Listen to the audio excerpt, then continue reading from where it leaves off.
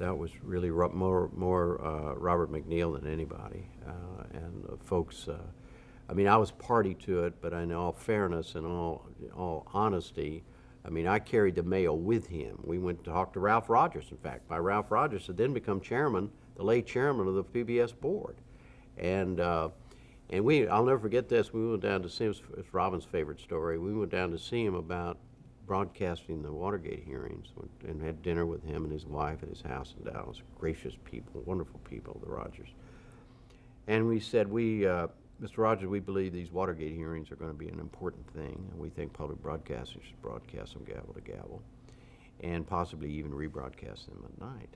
And he said, you guys, you don't know what the news is. The news is there's going to be an energy crisis in this country like nothing we have ever seen. There are going to be gas lines. You know, this thing is coming down. We looked at him like he didn't know what he was talking about. And but he said, okay, and he lectured us on the energy crisis, and we could barely stay awake while he was talking. You know, what does this man know about this? And of course, in the final analysis, he said, but if you want to do that, I'll support you. I want to do Watergate. So he did, and he supported us. And we did the Watergate thing, and of course, then a year later, there was the biggest energy crisis we've had.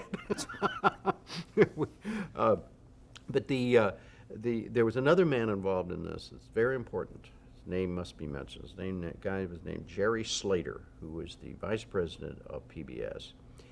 And when we said we want to do the Watergate hearings, he said, "Oh my God! Well, we got to. It's no good if we don't get all the stations to carry it, and we've got to figure out a way to poll the stations." He figured out a way to poll the stations in a way.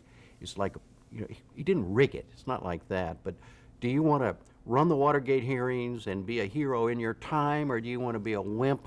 And he asked the question in such a way. And then what he did is before he did the polling, he made sure that all the big stations, through his own personal contacts, or he got somebody to make sure New York and Boston and LA and all of those. So he had a cadre to go with. And then when he got the number, once he got over 50%, he announced it, that it was going to be broadcast. And then that just made the people who were wavering, they finally had to come on board, because they would be you can't get it in Houston?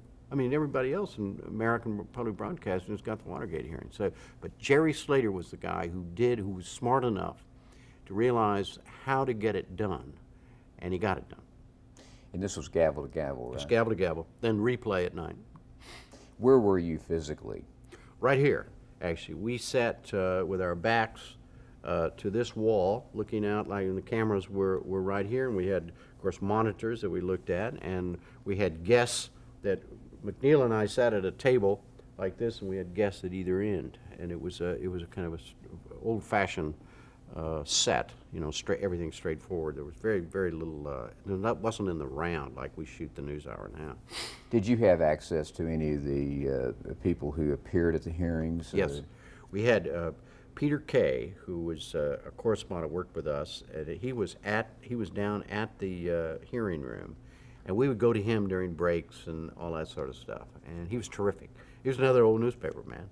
And in fact, later went back to he later was one of the top editors of the San Diego newspapers. What about any members of the Senate that were actually involved in the hearings? Did you talk to them? Oh, yeah, talked to them all the time. Mm-hmm. What was the general reaction to your doing this gavel to gavel publicly? It was terrific. It really, really put PBS on the map as a news and public affairs functioning entity. Up till then, it just barely existed, but really made us a player. And out of that came McNeil-Lehrer report.